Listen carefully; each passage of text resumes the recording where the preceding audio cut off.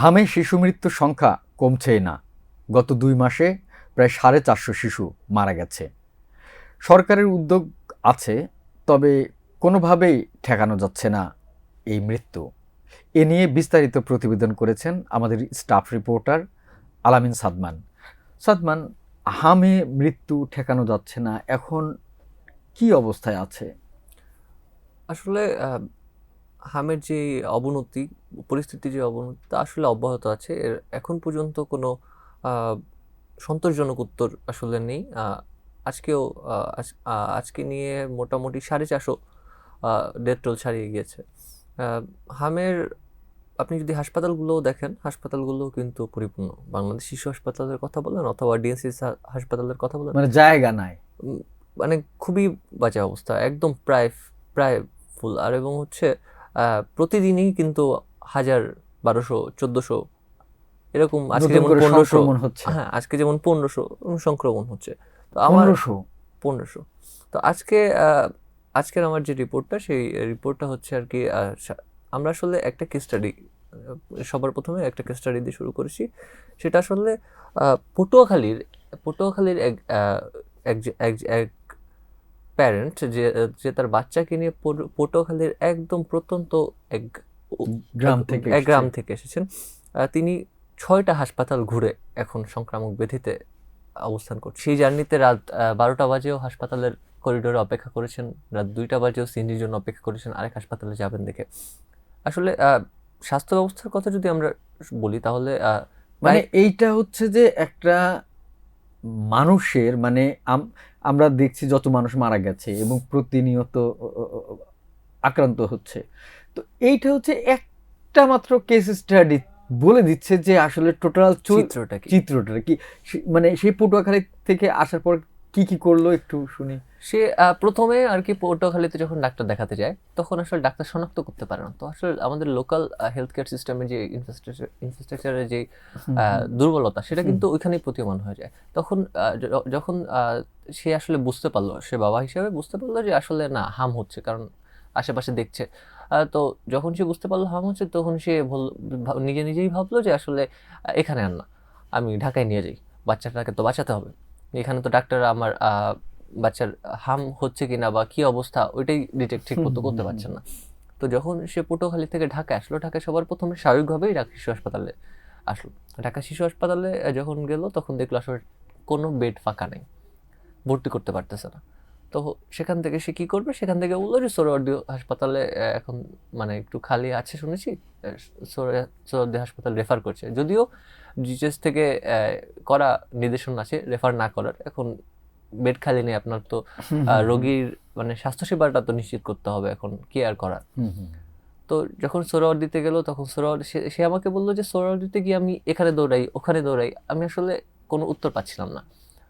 তখন সেখান থেকে আবার তাকে সেখান থেকে সে চলে গেল হচ্ছে ডিএনসিসি হসপিটাল। ডিএনসিসি হসপিটালে যখন সে যায়, তখন আসলে ডিএনসিসি হসপিটালেও গিয়ে দেখে যে ওইখানে আসলে 1 বছরের নিচে শিশু, তার বাচ্চার বয়স 5 মাস, 1 বছরের যে নিচে শিশু তারা ভর্তি নিচ্ছে না।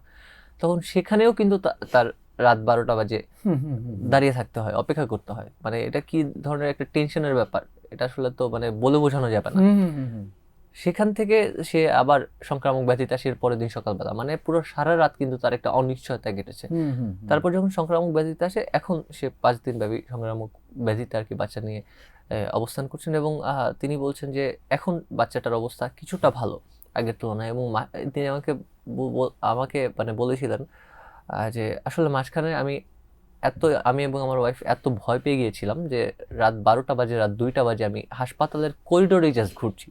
আমি আসলে হাসপাতালে ভর্তিও করাতে পারছি না, বা আমি চিকিৎসা সেবাটা যে পাবো, যেটার জন্য আমি এত আশা নিয়ে ঢাকায় আসলাম, সেটাও কিন্তু আমি পাচ্ছি না। হুম হুম এটাই হুম। কিন্তু আসলে একজন মানুষের গল্পই কিন্তু আসলে মানে পুরো মানে ব্যবস্থাটার বিষয়টা হচ্ছে চিত্রটা যে তুলে ধরছে। হ্যাঁ হ্যাঁ, এটা একটা ব্যাপার। আর আরেকটা ব্যাপার হচ্ছে যে মানুষ কিন্তু মানে অনিশ্চয়তার কারণে বেশি মানে ক্ষতিগ্রস্ত হয়।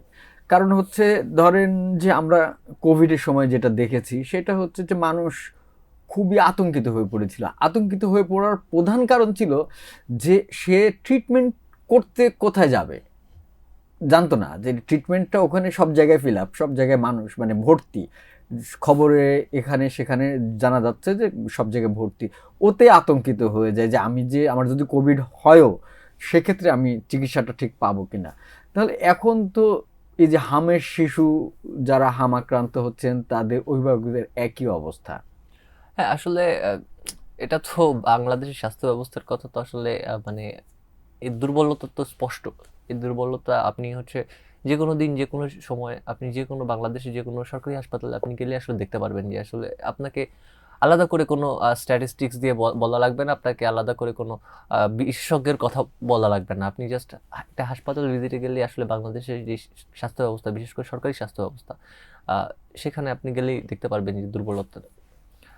আমরা শুধু একজনই না, আমরা আরো অনেকের সাথেই কথা বলেছি। এই প্রতিবেদনটা করতে গিয়ে আমি মোট 34 জন, আমি আমার মোবাইলে রেকর্ডিং করে দেখেছি, মোট 34 জন প্যারেন্টসের সাথে কথা বলেছি এবং তাদের মধ্যে 2 জন ঢাকার, এবং তাদের 2 জন বাদে বাকি সবাই কিন্তু ঢাকার বাইরে থেকে এসছে। আপনি যদি আজকে পর্যন্ত প্রতিবেদন দেখেন ডিজিএসের, তাহলে কিন্তু ঢাকায় 200 শিশুর মৃত্যু ঘটেছে। এটা কিন্তু আসলে ঢাকার 200 শিশু না, ঢাকার হয়তো কিছু সংখ্যক, যেটা অনেক কম, যেটার পার্সেন্টেজ হিসাব করলে আপনি 1/3ও মনে হয় হবে না, 1/4ও মনে হয় হবে না। বেশিরভাগই হচ্ছে ঢাকার বাইরে থেকে আসছেন, ঢাকার বাইরের চিকিৎসা সেবায় তারা সন্তুষ্ট না। আচ্ছা, একটা জিনিস আমি আপনার থেকে জানতে চাই, মৃত্যু সংখ্যা তো আমাদের দেশে অন্যান্য দেশের তুলনায় বেশি, অনেক বেশি। আচ্ছা, আক্রান্ত সংখ্যাও বেশি আস্তে আস্তে বাড়ছে, আক্রান্তের হার কি বাড়ছে না? আক্রান্তের ব্যাপারটা আসলে কি, আক্রান্তের ব্যাপারটা অ্যালার্মিং লেভেলে গিয়ে না স্টেডি হয়ে গিয়েছে। তো এটা খুবই মানে কনসার্নিং কত, একটা এটা ব্যাপার। কত? ধরেন প্রতিদিন অন্তত 1000 জন নতুন আক্রান্ত হচ্ছে। মানে এইটা ধরেন 1000 থেকে কমে যে 900 আসবে, আমরা যে বলবো আচ্ছা ঠিক আছে কমতে শুরু করছে বা একটা আশা দেখা যাচ্ছে, ওইটা আসলে হচ্ছেই না। প্রতিদিন 1000, 1200, যেমন আজকে 1500, 1400, এরকম কিন্তু এটা আসলে ওই অ্যালার্মিং স্টেজে গিয়ে এটা আসলে স্টেডি হয়ে গিয়েছে। তো এটা আরেকটা কনসার্নিং ব্যাপার যে সংক্রমণের হার কমছে না। এটা এটা বিশেষজ্ঞরা এর আগে আমাদের বলেছিলেন যে আহ, সামনের মাসের মাঝামাঝি সময় হয়তো সংক্রমণের হার কিছুটা কমতে পারে, তাও আসলে অনেক ব্যাপারই এটাতে থেকে যায়।